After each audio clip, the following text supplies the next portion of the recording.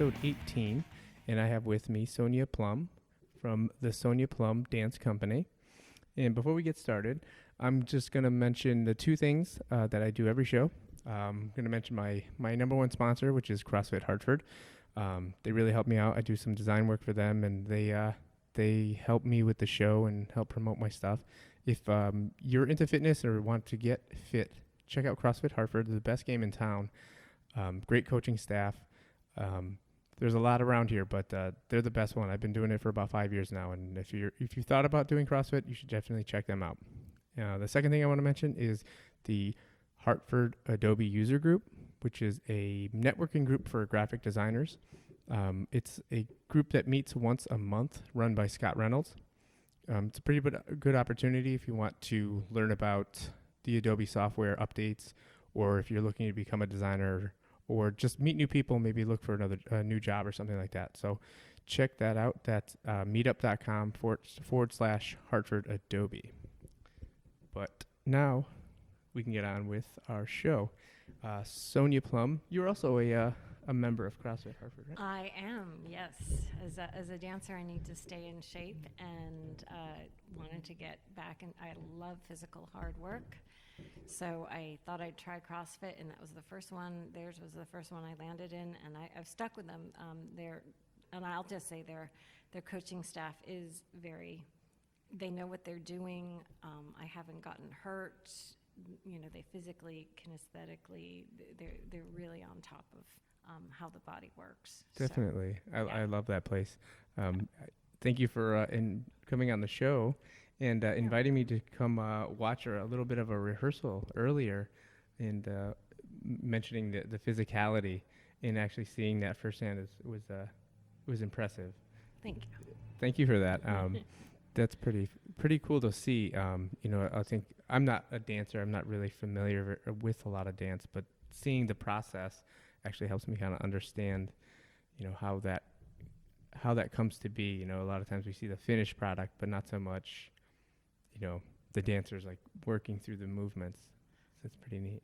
Good. Yeah, I'm really glad you came to see it, because I think, with dance, and especially modern dance, again, you see the finished product, but you don't, it's like watching a painter paint, but there's a lot more that goes into the creative work, and, this is what a dancer has to think about. This is what we think about going into the rehearsal process, and it's fascinating in and of itself, even before you get to the big sizzle and the exciting production with the lights and the costumes and everything like that. And it's funny because, coming from a graphic design, visual design background where everything is so like immediate and fast and trying to get people's attention, I would almost equate this more to like a fine art with like, the conceptualness of it. Like you had a dancer representing a bag of wind and with her movements. And that's, like you said, a painter would try to represent with, with color and or whatever medium they were going to use. I think that's really cool. Yeah, that the bag of wind. Again, this is from the Odyssey, which we're going to premiere in October. Huge, epic story, 3,000 years old. One of the main stories in it is that the Odysseus and his sailors are trying to get back to Ithaca, which is their home and their kingdom. And they land on this island of one of the gods, and I can't remember his name right now. He says, well, I'll help you get home quickly, so I'm going to put all the winds in the bag so you can have a safe, easy, 2-day journey home. So the winds are in the bag. They get in sight of Ithaca, and Odysseus says, okay, well, now I can rest. Well, he goes to sleep, and the rest of the soldiers and companions, they don't know what's in the bag. They think it's silver, gold, money, whatever, so they open it. There go all the winds, and so they don't get home for another 10 years. Okay. So that's bad behavior. Right. But the cool thing is how, all right, I don't want literal wind, all right? I mean, we could do that. I'm not going to have a bag on stage. So I was like, all right, what can I do to make this? I want to do it with bodies. I want to, and not predictable. So yes, Kayla is a bag of wind. And it's modern is the style of dance? Mm-hmm. Yes. Can you describe what that is exactly? Yeah, it's interesting because people often still, even though modern's been around for Sure. a long time, people know ballet. They know ballet the most. They know jazz. They know what tap is, and then there's what is modern and how does that. And there's so many styles of modern. Okay. So it's a little harder to describe it in few words. A typical one is that the ballet is high and floaty and very precise in that manner, with modern being more grounded, a little bit freer. That's true to a certain extent, except that the modern dancers have to train just as hard as ballet dancers. Okay. And it's a different way of using the body. It's a different vocabulary. Instead of just being up and all the time, there's so much depth and space. And as far as my take on modern, anything's a possibility, but you have to embody it, and you have to really think about what the movement is trying to say. Okay. And interpret. I don't know if that helps. Gotcha. Okay. So it's not interpretive dancing, 'cause Right, that was yeah. the old word for it. Okay, gotcha. I'm going to put some music on and just interpret. And no, this is. I think I do more interpretive dancing than anything. It's much. I mean, it's a long process. We've been working on this piece for a year. Oh wow. And you go back, you have to edit, you put together movement, you experiment. It's like, if someone's writing a book, it takes a long time. Sure. And you sure. go back and you take things out, you try. What's interesting with movement is that you get, like this one section, I created a male duet before within the sirens section. And, we worked on it, we came back to it. We sort of left it for a month and a half and came back, and it was like, oh, you guys have this now. We need to add more. We need to make it faster because it's now in their bodies. So the movement, they can do it faster because it has to settle in your body. It's like when you're training. Right. You go through the weight lifts, right? Yep. And eventually you can lift more and you can do it faster. You get the and more muscle memory efficiently and 'cause you the get the muscle memory. right. Okay. So. Huh, that's interesting. Yeah. Now, Sonia Plumb Dance Company. Yes. How long have you been operating that? It's an interesting story. I started it in 1990, so this is our 25th year. Okay. I took 10 years off. I had a son and landed on the island of motherhood. I kept teaching and performing and choreographing, but I didn't do anything with the company. Okay. And I restarted the company back in 2011. Okay. So. And now you've been a dancer your whole life, or have you done other things, or? Well, you can say the whole life. I've done other things. Every dancer does other things. Okay. I fell in love with dance. I mean, here's an interesting thing.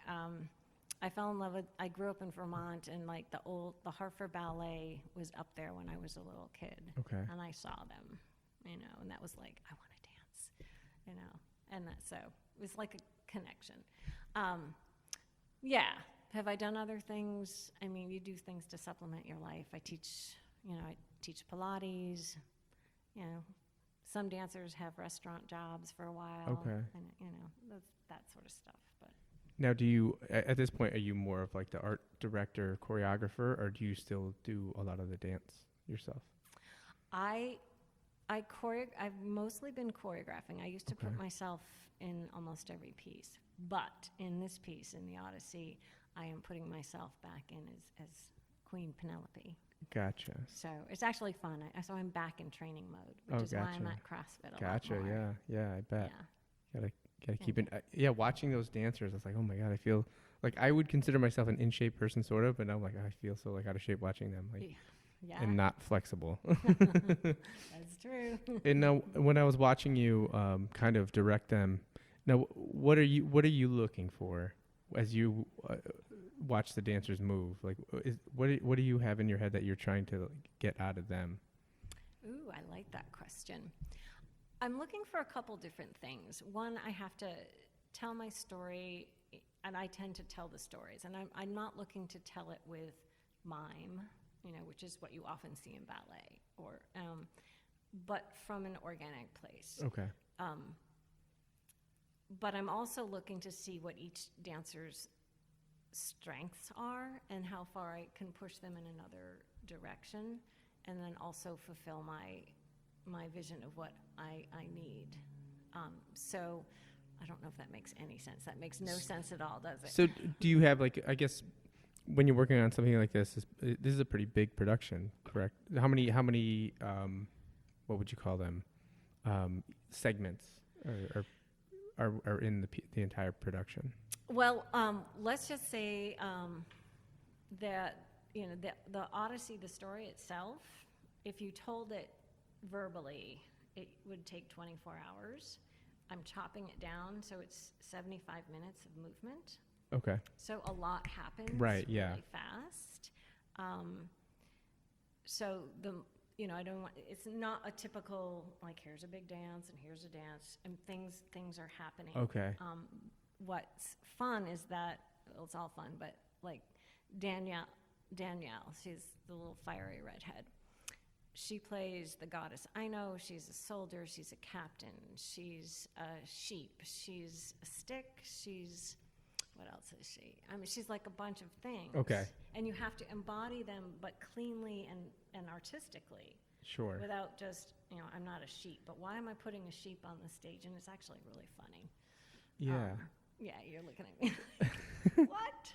It's funny because just seeing the few pieces that I just saw now, I'm like, oh, I really want to see the rest of it now, and I think it would be really, really fun to see that, on stage. And be like, I saw that when they were working on that.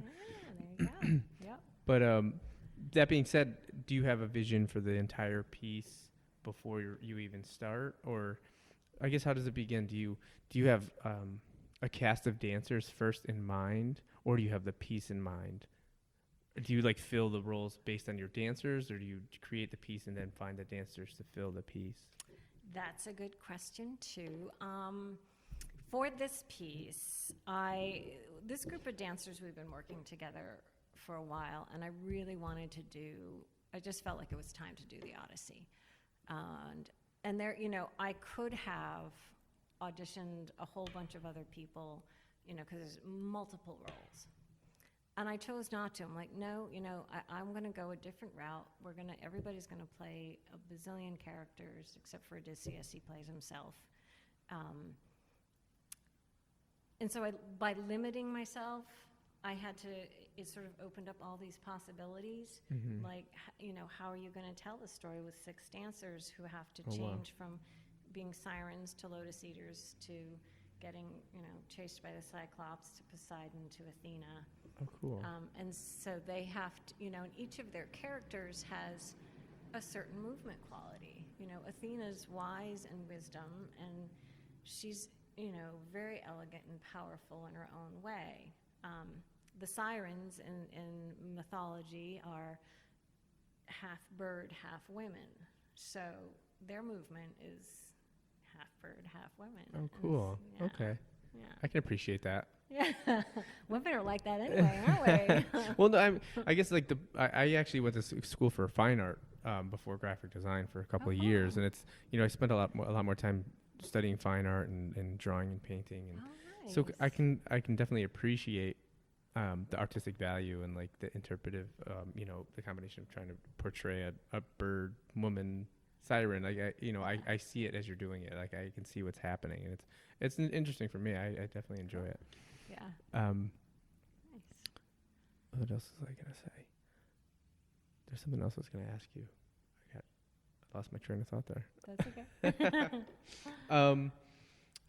So you have 6 dancers now, and you knew who you were going to work with going in, correct? I was just gonna ask that because I noticed like you have like, I guess the dancers, every dancer is a bit different in their like their style, Yes. their build. Now, did you have parts thought of for each person going in, knowing their strengths, like that you're going to be this, you're going to be this, or is it like somebody they try out for a certain piece or part or? How does that work? That's for this particular piece. I thought about it, who I was going to cast is whom. I had to make a choice. Who's going to be, and my first one was like, who's Odysseus? I have 3 men. Who's going to best be able to embody and handle, do that role the way I think needs to be done? And then it was like Athena. I had thought for a brief second, maybe Spencer should be Athena. That could be interesting, having a male play Athena. And then I was like, we played around and I thought about it and like, no, Kayla needs to be Athena. She looks like Athena and she needs to be the one that's going to battle Poseidon. Oh, okay. So I changed my mind along the way. Oh, yeah. Like you said, you edit and you make changes. Yeah. That's cool. It's funny because I was thinking of that because I noticed you have you had the 2 male dancers and the 3 female dancers. And 2 of the female dancers almost have like the same identical build. And they're almost like doing like a symmetrical movements many times in the parts that I had seen. I didn't know if was that coincidence or was that planned? Something like that happening.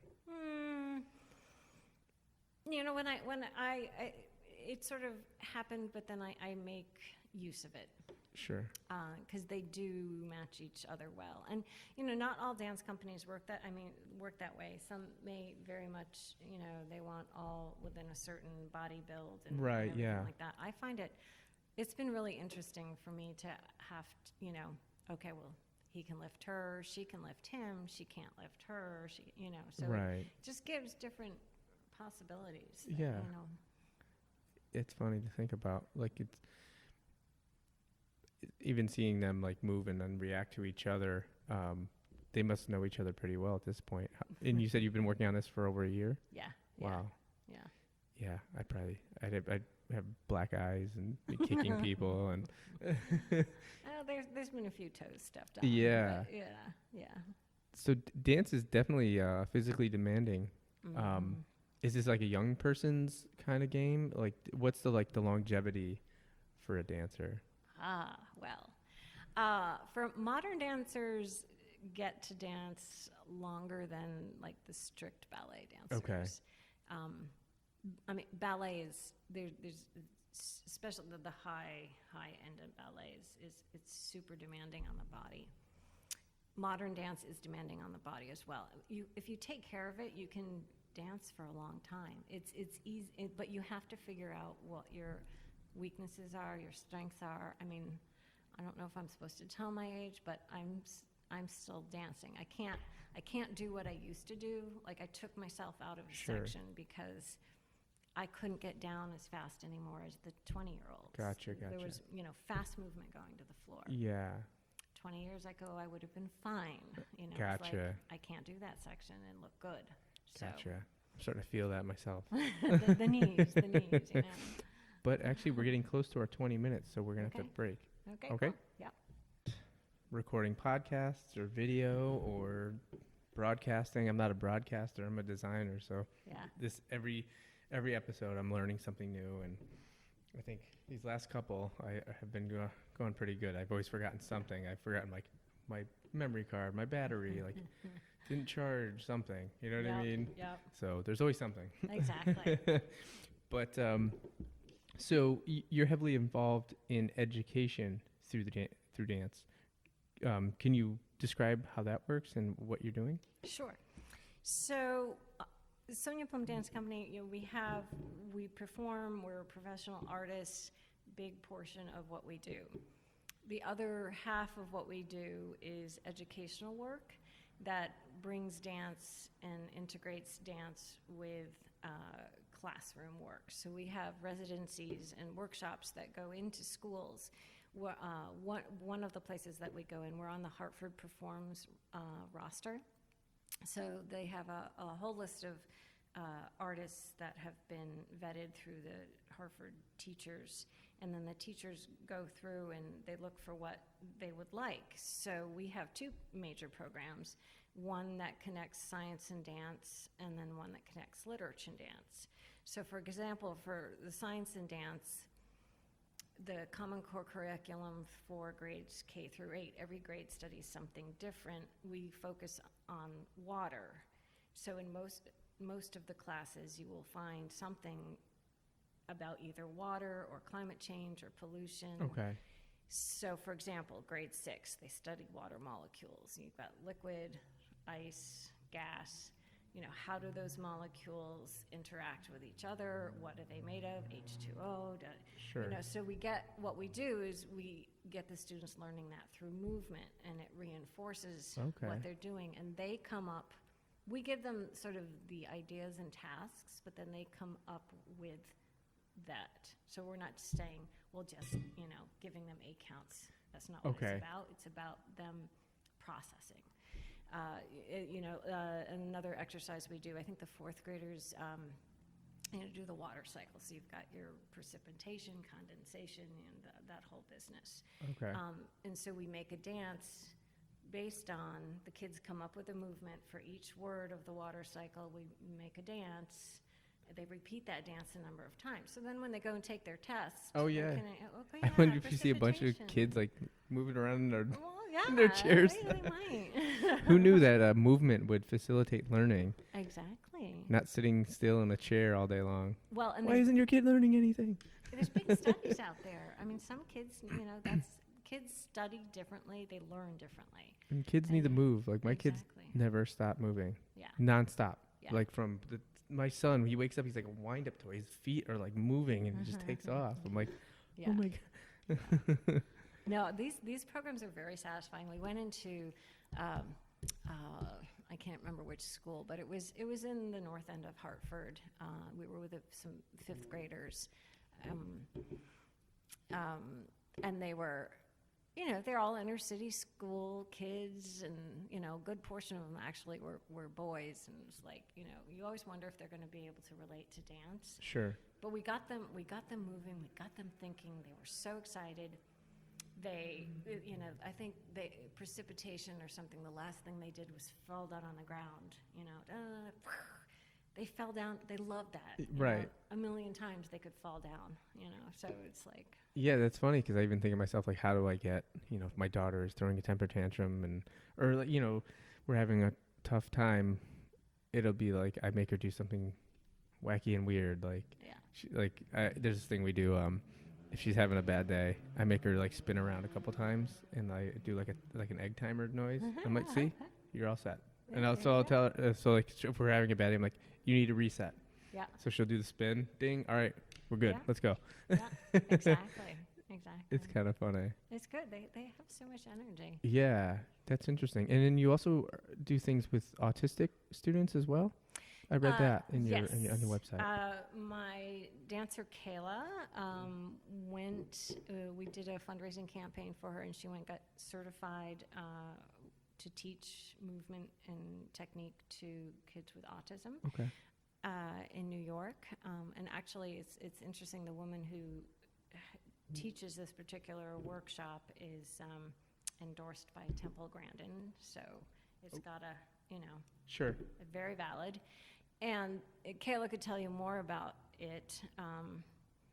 The classes are going to start in September, but basically because autistic children, it's sensory.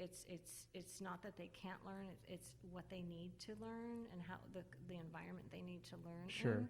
That's what the focus. That's great. That's what the focus is. So it's very, she's the one that could answer those questions. Okay. I can't. Gotcha. I can't. She's certified, not me. Gotcha.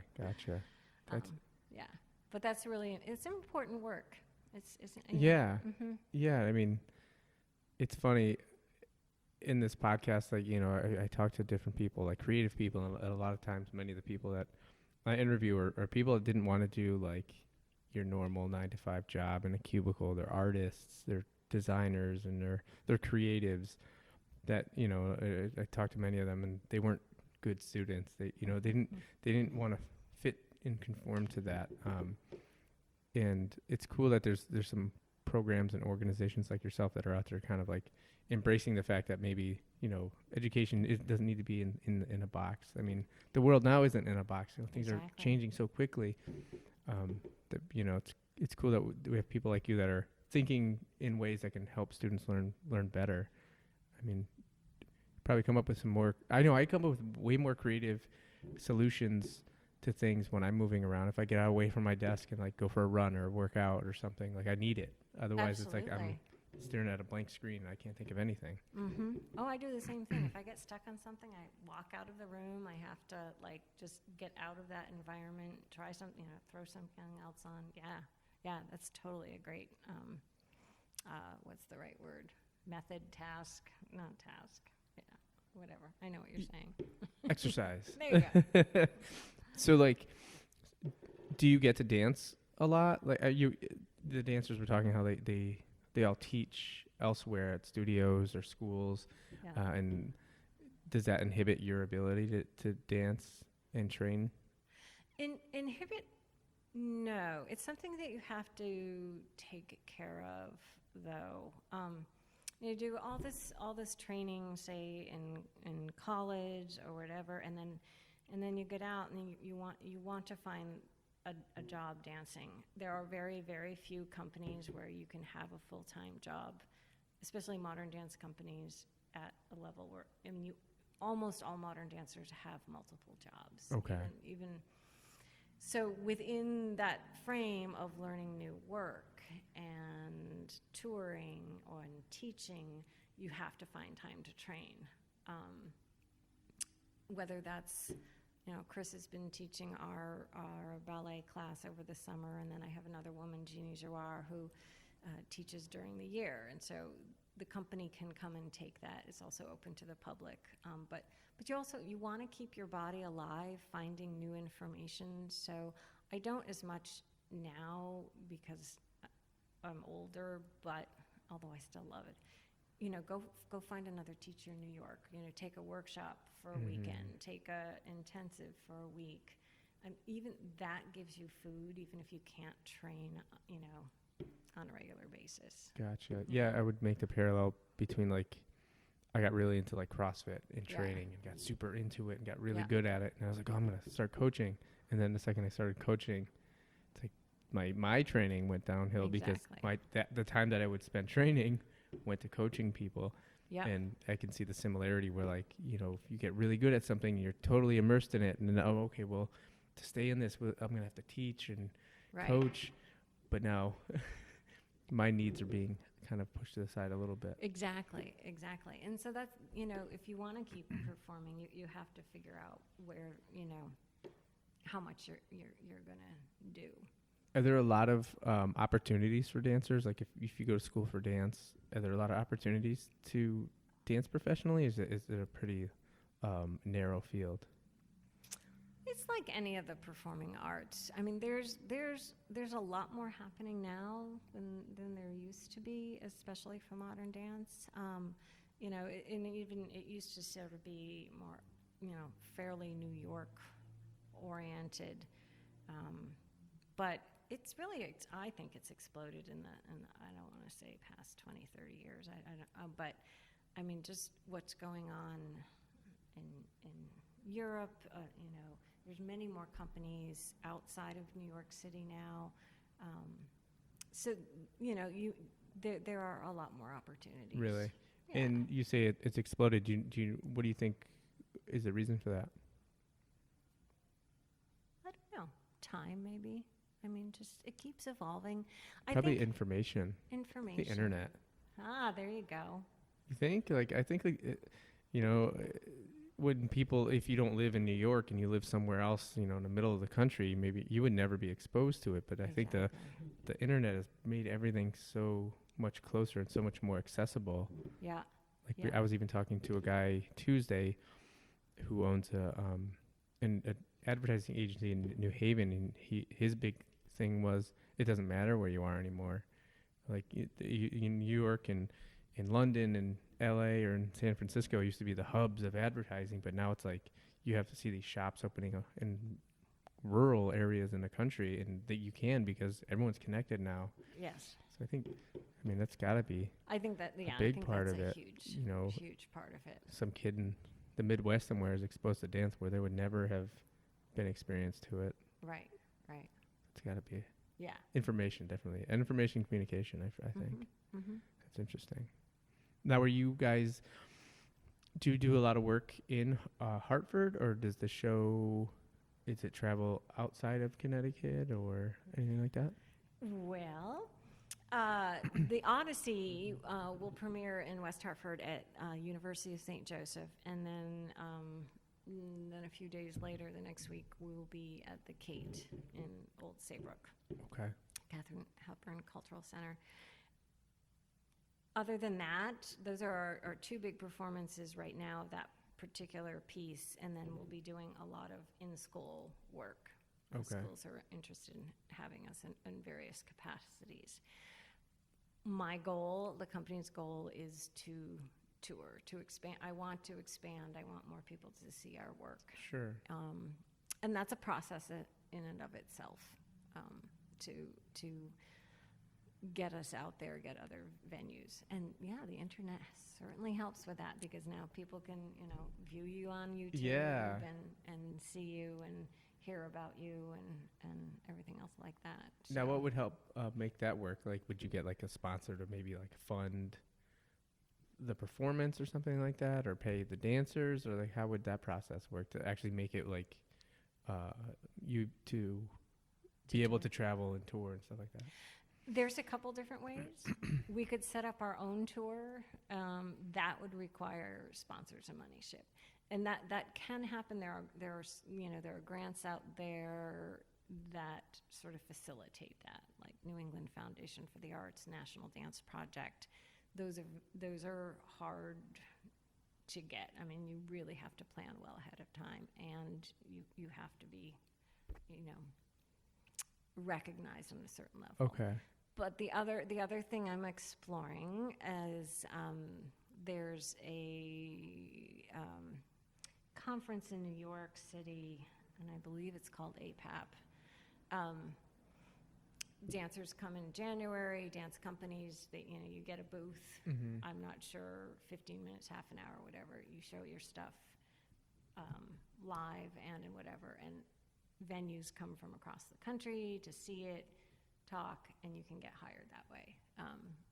Cool. But we need money Right. to go do that and be Okay. prepared to go do that.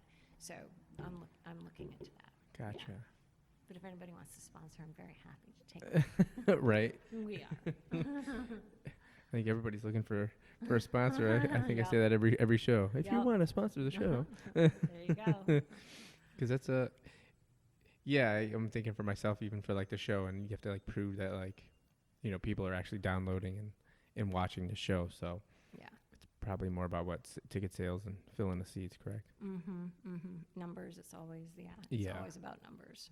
There's somebody, Often about- what's the investment? What am I going to get out of it in the back end? Yeah. Excuse me. And different communities want different things. So you have to, what's this particular audience / community, Right. Yep. where are you going to find where you need to go, I guess. Right. Right. Now, do you guys do anything else? Like, are there any sorts of like festivals or events that you guys participate in? We do occasionally.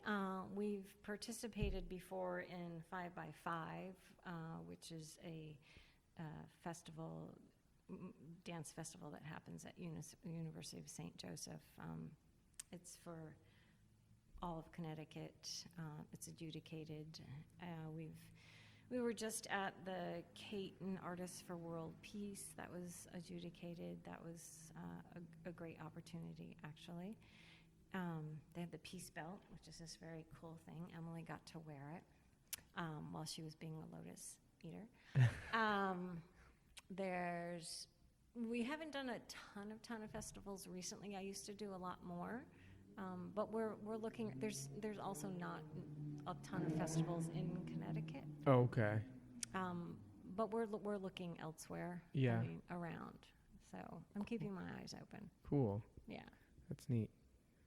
It's funny. As I was watching this, maybe because it's like the Odyssey that you're telling, but seeing them, I think it was the Lotus. Both portions, or the male duet and then the Lotus. It kind of it reminded me of sort of how the movie 300. I don't know if that makes any sense to you, but like it's like so the fight scenes are so well choreographed in the way the characters like move together. Like it kind of reminded me of that, but maybe because I already know like my mind is set for like the Odyssey, and I'm like kind of thinking that like old, you know, ancient Greek, right? Yeah. Very good. Yes. Getting an A. Ancient Greece mythology, but it kind of reminded me of that, like that same sort of like 360 choreography you would see in one of those like fight scenes, and I thought that was kind of interesting. I don't know, that's what kind of resonated with me, and I was definitely drawn to it. I thought it was fun. Oh, cool. Yeah, and I think it's one thing to see it like on a screen, and then when you see it live, you've got a living body. Yeah. That's very cool. Yeah, it was interesting. I was like, oh, I hope I'm not messing them up having someone watch. No, they got to get used to that anyways. Yeah, right? Yeah. What's and it like? Makes them perform more. Okay, cool. Yeah. What's it like working with dancers? Are dancers like, are they all different? Are they, they're performers, so do they have like, do you have to deal with egos and that sort of thing? Or do you find dancers to be kind of easygoing? Oh, we all have our egos. They're fun. I mean, there's certainly like dancers are very different from musical theater, which are very different from theater people. Okay. And I know more that now that I've been teaching here at the academy, about what they're like. Dancers are super, super physical and so comfortable with just draping themselves on each other. Doesn't matter. It just doesn't matter. They can give each other a hard time, which is really funny too. I mean, when we can have we can crack up and be serious. Gotcha. They're all my dancers are smart. They're invested in this project, the Odyssey. They've had to do research on their characters. Oh, cool. We talk about it. We talk about what the character development is. Oh. They've really had to. I didn't make them read the whole book, but That's awesome. But we got to break again. Okay. We'll get back to that. Okay. All right.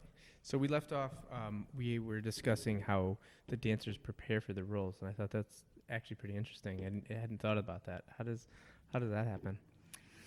Well, for this piece, because it's so based on characters and stories, they are having to act more, or at least pull from that kind of ability and skill, which as dancers we're not necessarily trained how to do in a typical technique class. But it's, I feel like it should come, we are who we are, and we know how to pull our emotions out anyways in real life. So they just have to pull it out and be able to do it through movement. And again, I don't mean mime. But, so for example, Brian, who you didn't get to see today, he's playing Poseidon. Among other fun things, he's also playing Cyclops and a soldier and stuff like that. So the Poseidon character, and I had each of the dancers write an essay about their character and how they had to work on it and to look for a quote or look for a piece of art in a picture. And those essays actually have gone on to the newsletter that gets put out, every week. So you can read, if you want to read about it, it's pretty intriguing. So anyways, Brian, one of the things Brian said, he's my largest man. I was gonna say, I'm envisioning a humongous person who's playing all the gods and the Cyclops. Yeah. But he's like a gentle giant. Gotcha. And he's totally reliable. He was actually a student of mine many years ago. Oh, wow. Studied with me at the Hartford Conservatory, and then when I started the company back up, I asked him if he'd be in it, and he said yes. So he's been a huge asset all along. We have a long history. He's learned to pick up my movement style, how I work. So Poseidon is a big bully. He doesn't want Odysseus to make it home. And Athena's the one that actually has to sort of talk him down and say, you got to let this guy go home. But so Brian, to play Poseidon, he's having to find the bully in him, like the guy who gets angrily throws things around, and he's not used to moving like that. He's not used to being that type of a person. Gotcha. So, and that has a different movement quality. Sure. And I try to embody it. I try to what it feels like, and then I we work on it sort of back and forth, and he finds the weight and what's bully. Yeah, right. So that's how a preparation for happens. That's interesting. You gotta be like, shows like you're really like devoted to the craft and like trying to embody that. I wouldn't even think of that. Like,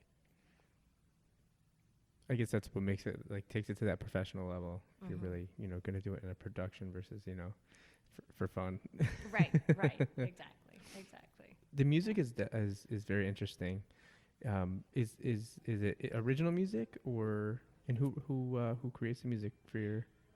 This show for the Odyssey, my composer is Corey Gable. Okay. We've worked together a few different times. He composed Water Wars back in 2012, which was a full-length piece. And so when I wanted to do this again, I approached him, and he's like, yes, I've got to do it. I can't wait to do the Sirens. And he's great. We work, it's very interesting these days because of technology, I can work in the studio, and then I can send him a video, and I have music that I've been playing with, and he'll say, okay, well, what did you like about this music? The rhythm or the feel or the ethnic sound or the highs here or whatever. And so then he's not trying to duplicate it, but he's trying to understand what I'm looking for and make it his own. So this is a rock odyssey. It's rock. It's pretty rockish music. Yeah, I guess maybe that's why I was thinking it reminded me of 300 too, because 300 would have that like kind of rock, like heavy metal riff. Yeah. While there's like this choreographed battle scene, and it was very much reminiscent of that. So that's probably I was like, oh, this is actually pretty. I was like intense. Like I could like just sitting there watching. I was like, wow, I can like.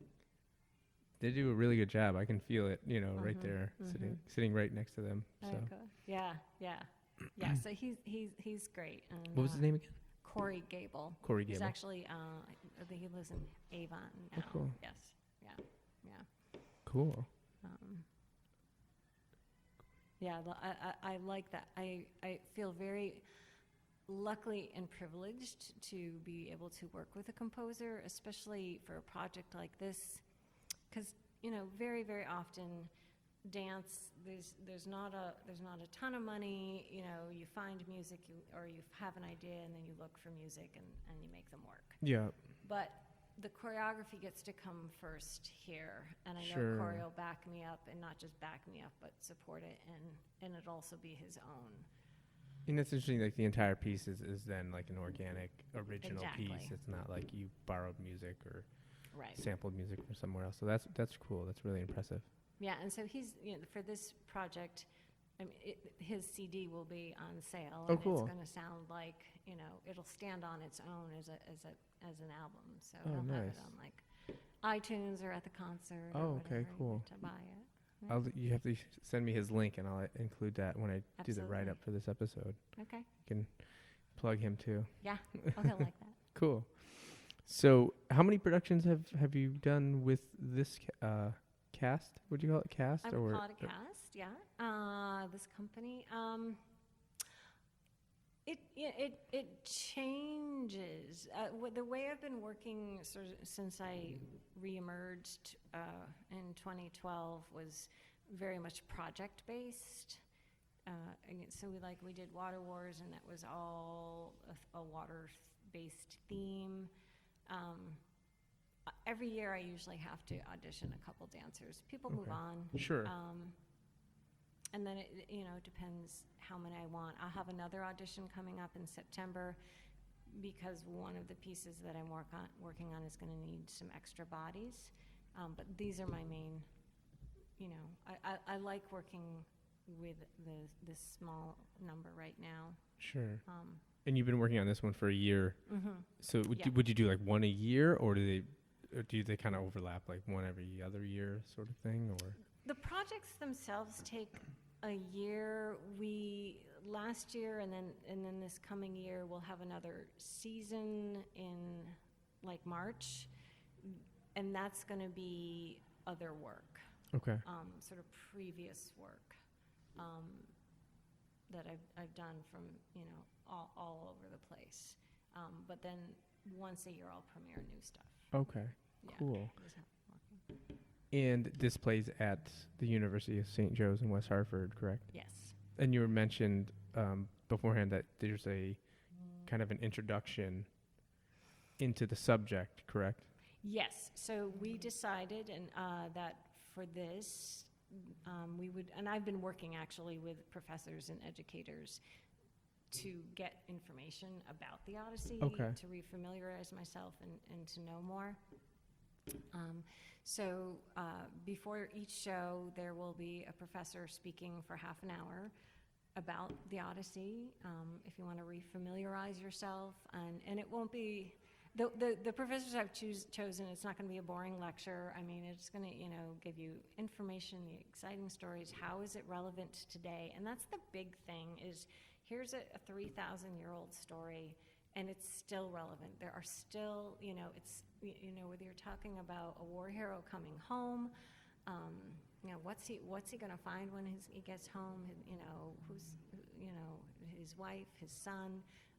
When you get, the lotus eaters, they eat these flowers. They forget their responsibilities. They don't want to go. We all go through this stuff. We all Right, go through yeah. trials. Yep. So it's still relevant. It's just how you put it out there. Yeah, So definitely. Cool. I'm looking forward to that too. I think it'll help people. Some people will either not remember what they read in high school, or I don't remember anything. See, there you go. So this will be good, right? I don't think I even read anything. Right. I played football. Okay, well, fair enough. But this will be different.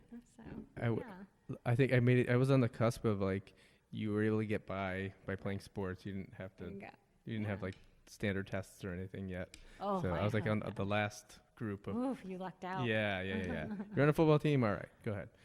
Right. Exactly. That's so funny. But I think it's really cool.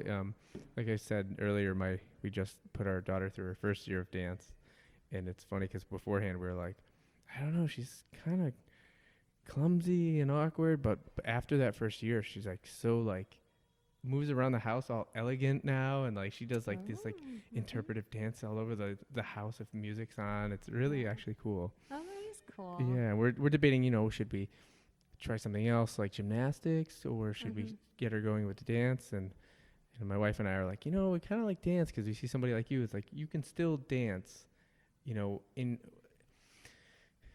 like I feel like something like gymnastics or ball sports. There's such like a short lifespan, after high school, only an elite right. few get to go on, and even still, even if you're that level, you're beat up. Yeah. You know what I mean? Like, dance is something you can do. Yeah. In an older age and still like enjoy it and have fun. Exactly. Or like I know people in their early 30s that did gymnastics in college, and they're like they have pins in their wrists, and it's like we wonder what would be the best for her in the long run. In the long run. Well, So. and then the good thing about I think the important thing about dance and there's more and more research being done on it. But when you look at what you're learning in a dance class, it's musicality, rhythm, communication. Communicating with people, because you have to you have to talk, collaborate, you have to work together. Besides physical training, Right. Strength and or stretch and all that. But And it's still like a physical expression and a physical exploration that somebody can do. That's not. I mean, I'm sure there's competition, yeah, but yeah. it's not that like that sort of competition you'd see in like ball sports, where like, you know, there's almost like a bullying side to sometimes. You know what I mean? Like. Well, I know there's a whole competition out, like dance competitions. Yep. I don't know about that world. So. Yeah, me neither. I don't. Like ballroom dance competitions and that type of stuff, or like these some of the break dance dancers. Well, those two, those are fun. Those are different. But no, there are like different studios will have conferences and compete. Oh, okay, gotcha. Huh. A couple of my dancers know that world, but I don't know that world very much. Now, do you like love all forms of dance?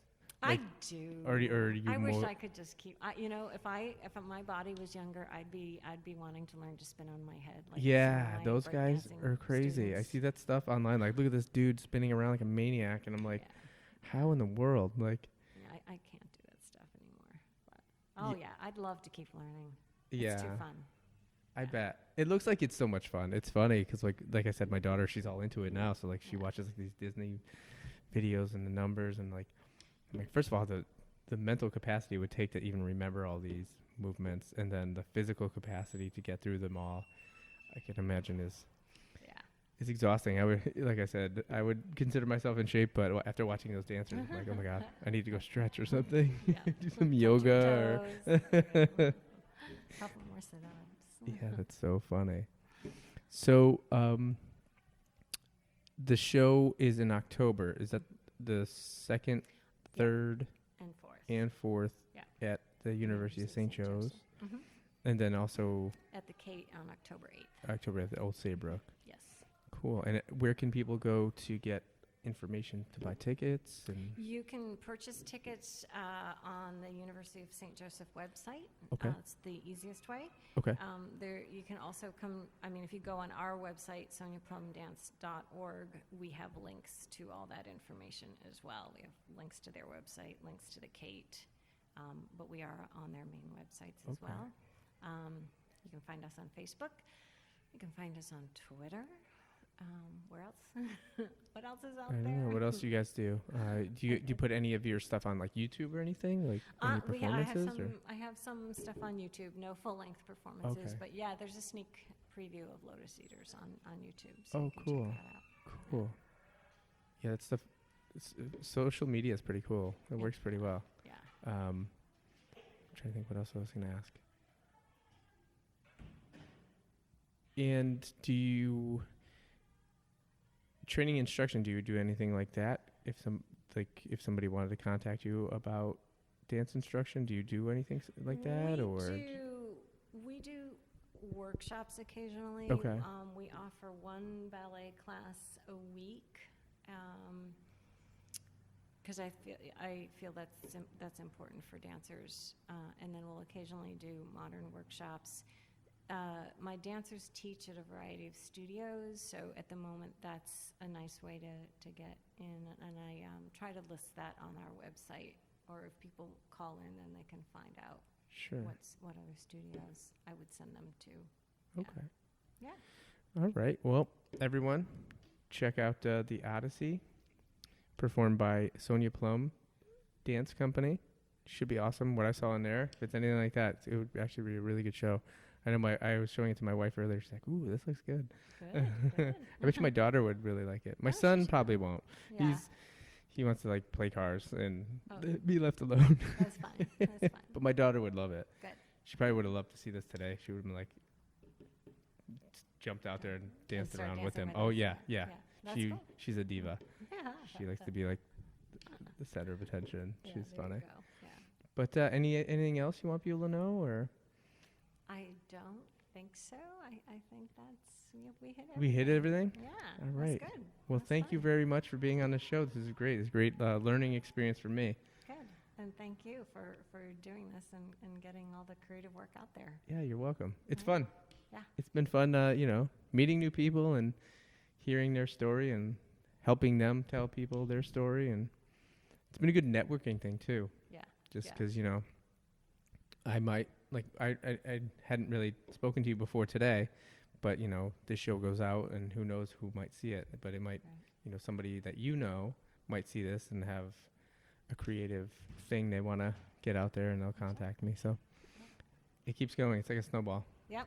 There So, you go. well, best of luck to you, and Thank hopefully you. I'll see you soon. All right. And you too, Steve. All right. All right. Thank you. Thanks.